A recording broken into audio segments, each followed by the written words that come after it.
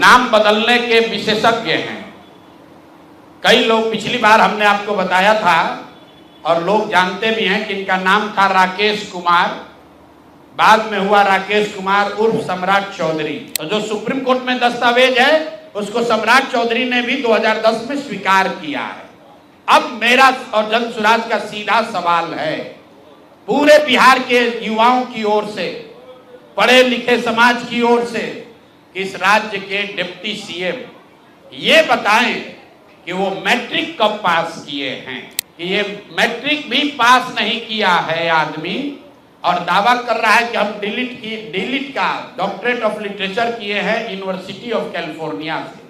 आप बताइए कि बिहार में कोई अगर क्लर्क, कोई सिपाही, कोई अफसर अगर गलत डिग्री के साथ पकड़ लिया जाए, नौकरी तो जाएगी ही जाएगी, जेल भी जाएगा।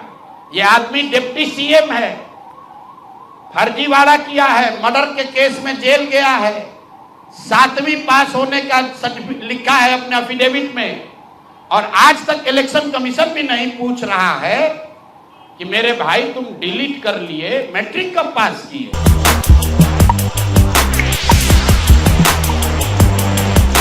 नमस्कार, मैं सुरभि मानसी और आप देख रहे हैं वॉइस हब। तो बिहार के विधानसभा चुनाव से पहले जन स्वराज के सूत्रधार प्रशांत किशोर ने जेडीयू नेताओं की पोल खोली, उनका खुलासा किया। जी हां, उनके पुराने किस्सों का खुलासा करते हुए प्रेस कॉन्फ्रेंस के जरिए जनता से संवाद किया, मीडिया के थ्रू सारे बातों का खुलासा किया।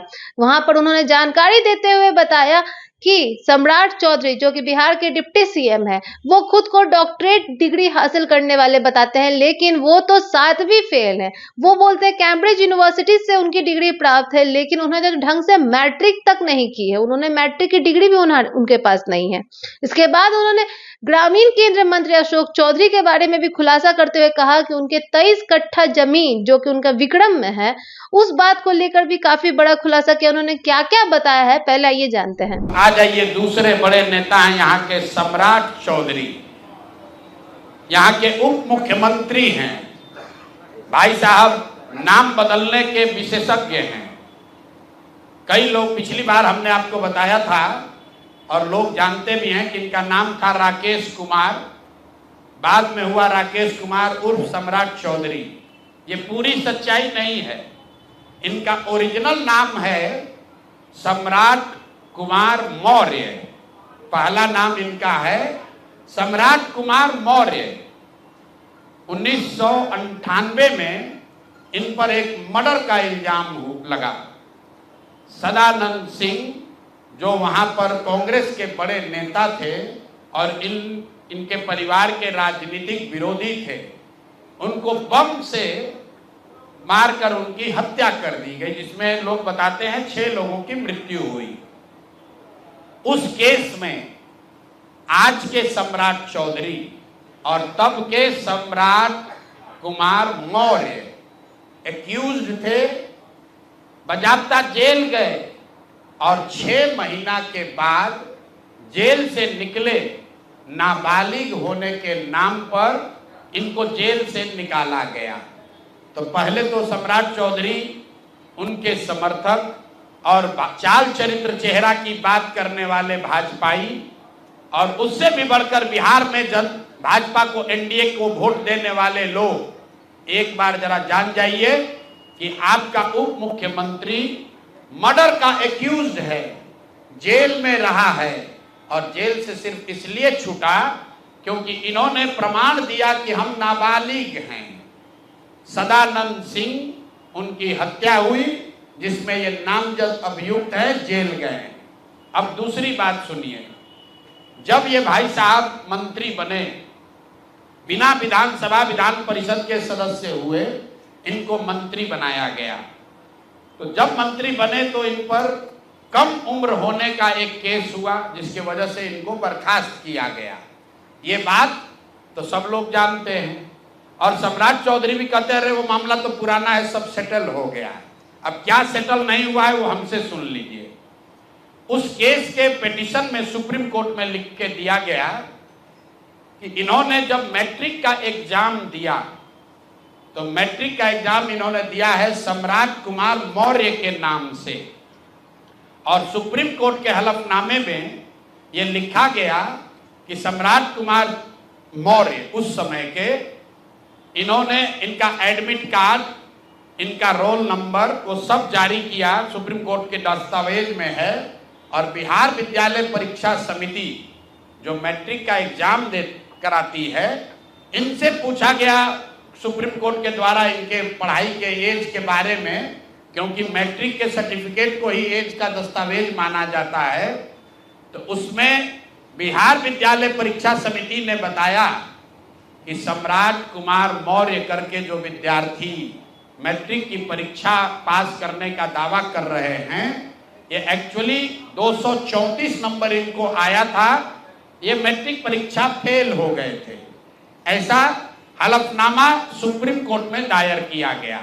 तो इसको ध्यान रख लीजिए, 1998 में सुप्रीम कोर्ट में जो दस्तावेज जमा किया गया, जिसके आधार पर सुप्रीम कोर्ट ने इनके एज का निर्धारण किया, उस दस्तावेज के मुताबिक सम्राट कुमार मौर्य मैट्रिक का एग्जाम पास नहीं किए, उनको 234 नंबर आया, उनको फेल कर दिया गया। इसका दूसरा प्रमाण यह है कि 2010 में जब सम्राट चौधरी ने अपना हलफनामा दिया तो उसमें लिखा कि मैं 7वीं पास हूं, 7वीं पास है। तो जो सुप्रीम कोर्ट में दस्तावेज है उसको सम्राट चौधरी ने भी 2010 में स्वीकार किया है। अब मेरा और जन सुराज का सीधा सवाल है पूरे बिहार के युवाओं की ओर से, पढ़े लिखे समाज की ओर से, इस राज्य के डिप्टी सीएम ये बताएं कि वो मैट्रिक कब पास किए हैं, किस साल इन्होंने मैट्रिक पास किया। आप लोग पत्रकार बंधु उनसे खाली इतना पूछ लीजिए कि सर किस साल आप मैट्रिक पास किए हैं, क्योंकि 2010 के बाद मैट्रिक का एग्जाम दिए नहीं है, डिग्री लगाए हैं अपने हलफनामा में फर्जी। वो कई बार चर्चा हो गई कि उनका जो डिग्री है वो फर्जी है, डॉक्टरेट कहाँ यूनिवर्सिटी ऑफ कैलिफोर्निया से किए हैं, वो सब बात छोड़ दीजिए। सीधा सवाल, सम्राट कुमार मौर्य जो जिन पर मर्डर का इल्जाम लगा, नाम बदलकर राकेश कुमार किया, वो राकेश कुमार जब अपने सुप्रीम कोर्ट के हलफनामे में कह रहे हैं, बिहार विद्यालय परीक्षा समिति ने कहा कि ये मैट्रिक का परीक्षा फेल कर गए हैं, इन्होंने खुद स्वीकार किया 2010 में कि 7वीं क्लास ये पास हैं, तो फिर ये मैट्रिक का परीक्षा कब पास किए हैं, यही सीधा सवाल है।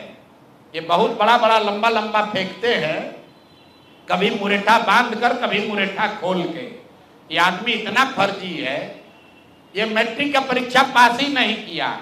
तो बिहार की जनता को ये जानकारी होनी चाहिए कि ये मैट्रिक भी पास नहीं किया है आदमी, और दावा कर रहा है कि हम डिलीट का डॉक्टरेट ऑफ लिटरेचर किए हैं यूनिवर्सिटी ऑफ कैलिफोर्निया से। आप बताइए कि बिहार में कोई अगर क्लर्क, कोई सिपाही, कोई अफसर अगर गलत डिग्री के साथ पकड़ लिया जाए, नौकरी तो जाएगी ही जाएगी, जेल भी जाएगा। ये आदमी डिप्टी सीएम है, फर्जीवाड़ा किया है, मर्डर के केस में जेल गया है, 7वीं पास होने का सर्टिफिकेट लिखा है अपने एफिडेविट में, और आज तक इलेक्शन कमीशन भी नहीं पूछ रहा है कि मेरे भाई तुम डिलीट कर लिए, मैट्रिक कब पास किए, क्या बिना मैट्रिक पास किए डिलीट कर लिए। तो ये इनसे सवाल है, आप लोग नहीं पूछिएगा तो इस बार जब हलफनामा लड़ने आएंगे चुनाव, तो इनका जो भी विरोधी होगा इनसे पूछेगा कि भैया मैट्रिक कब पास किया, उसका सर्टिफिकेट लगाओ। अपने चुनावी हलफनामा में भाई साहब 10वां 12वीं का बात नहीं करते हैं, सीधे बात किया कि हम ग्रेजुएशन किए हैं कामराज यूनिवर्सिटी से, जो है ही नहीं। उसके बाद कह दिया डॉक्टरेट ऑफ लिटरेचर कर लिए यूनिवर्सिटी ऑफ कैलिफोर्निया से। तो ये हैं हम लोग के नाम बदलू नेता सम्राट कुमार मौर्य उर्फ राकेश कुमार उर्फ सम्राट कुमार चौधरी उर्फ 7वीं फेल उर्फ यूनिवर्सिटी ऑफ कैलिफोर्निया से डॉक्टरेट ऑफ लिटरेचर करने वाले बिहार के उप मुख्यमंत्री, भाजपा के बड़े नेता। इनका देखिए चाल चरित्र और चेहरा, मर्डर के इल्जाम में जेल काट कर आया है। तो मेरे भाई भाजपा के जितने वोटर हो, आप राजद को कहते हो जंगल राज की बात, राजद वाले जंगल राज के लिए दोषी हैं, उसके लिए जनता ने उनको सत्ता से हटा दिया, लालू जी को जेल जाना पड़ा। और ये सब जो मैं रोज कहता हूं, कंबल उड़कर घी पीने वाले लोग, पहले राजद में था तो वहां पर भी गुंडागर्दी किया और अब भाजपा में आकर यहां भी लूट मार कर रहा है, पूरे राज्य का स्थिति बर्बाद कर रहा है। तो जैसा कि आपने देखा, प्रशांत किशोर ने सारे किस्सों को बताते हुए डिप्टी सीएम सम्राट चौधरी के बारे में भी खुलासा किया, जहां उन्होंने साफ साफ बताया कि जो आज डिप्टी सीएम प्रशांत किशोर ने बताया कि आज डिप्टी सीएम है सम्राट चौधरी, उनका नाम पहले राकेश कुमार हुआ करता था, लेकिन बाद में फिर उन्होंने अपना नाम सम्राट कुमार मौर्य कर लिया। जिसके बाद एक जो मर्डर केस उन पर चार्ज हुआ था, जो कि कांग्रेस नेता सदानंद के जो मर्डर केस थे उनमें फंसे थे, जहां पर उन्होंने बम से उड़ा दिया गया था। उनके साथ सदानंद जी के साथ है ना 6 लोगों की मृत्यु हो गई थी। जिसके बाद जब उन्हें कोर्ट में हाजिरी लगाई गई, जब उन पर केस हुआ, तब उन्होंने खुद को नाबालिग साबित करके 6 महीने की जो है जेल काटकर, सजा काटकर बाहर वापस आ गए। जिसके बाद उन्होंने अपना नाम सम्राट चौधरी कर लिया और जिसके बाद आप देख सकते हैं कि वो अभी बिहार के डिप्टी सीएम है। ऐसा बड़ा खुलासा प्रशांत किशोर ने अपने प्रेस कॉन्फ्रेंस के जरिए कल किया था। तो ये जानकर काफी शॉकिंग था, काफी आश्चर्यजनक था। साथ ही साथ उन्होंने अशोक चौधरी के 23 कट्ठा जमीन जो कि विक्रम है, उसका खुलासा करते हुए बताया कि उन्होंने अपने पीए के नाम पर 23 कट्ठा जमीन को रखा था, लेकिन बाद में इसी जमीन को उन्होंने 10 लाख रुपए में वापस ले लिया जब उनकी बेटी का एंगेजमेंट होने वाला था। और बेटी के एंगेजमेंट के बाद जब 10 लाख रुपए में वो 23 कट्ठा जमीन, जो कि उस समय के हिसाब से 32 लाख रुपए थे, उसका सिर्फ 10 लाख रुपए जो इजाफा हुआ, उस मामले को पूरे लेते हुए उन्होंने साफ कहा, जब इनकम टैक्स ने छापा किया तो उन्होंने कहा कि ये किस तरह से 10 लाख की जमीन हो सकती है। तो उसके बाद फिर कुछ सालों के बाद इस पूरे मामले को रफा दफा करने के लिए अशोक चौधरी ने अपने पीए को बाकी के पैसे ट्रांसफर किए, लेकिन बात वहीं पर आके रह जाती है कि अपने ही पीए के अकाउंट में 10 लाख रुपए बाद में डाले गए और 23 कट्ठा जमीन विक्रम में जो लिया गया 32 लाख में, उसको पहले 10 लाख दिए, फिर आपने 5 साल बाद उसके जो बाकी पैसे लौटाए। इन सभी बातों को लेकर अशोक चौधरी, सम्राट चौधरी, सभी के बातों का खुलासा करते हुए प्रशांत किशोर ने ये प्रेस कॉन्फ्रेंस जारी की, जहां उन्होंने जेडीयू नेताओं के खुलासे किए और साफ साफ कहा कि ये जो जितने भी जेडीयू के नेता हैं वो सबसे भ्रष्ट सरकार है, अभी की सबसे भ्रष्ट सरकार है। तो सबसे बड़ी बात यह है कि अभी आगे देखना होगा कि प्रशांत किशोर के इस प्रेस कॉन्फ्रेंस के जरिए जेडीयू नेताओं की जो खुलासे हुए हैं उसका आने वाले बिहार के विधानसभा चुनाव में क्या असर होता है। वैसे आपको ये जानकारी कैसी लगी हमें जरूर बताएं। सब्सक्राइब करें, बेल आइकन प्रेस करना ना भूलें। धन्यवाद।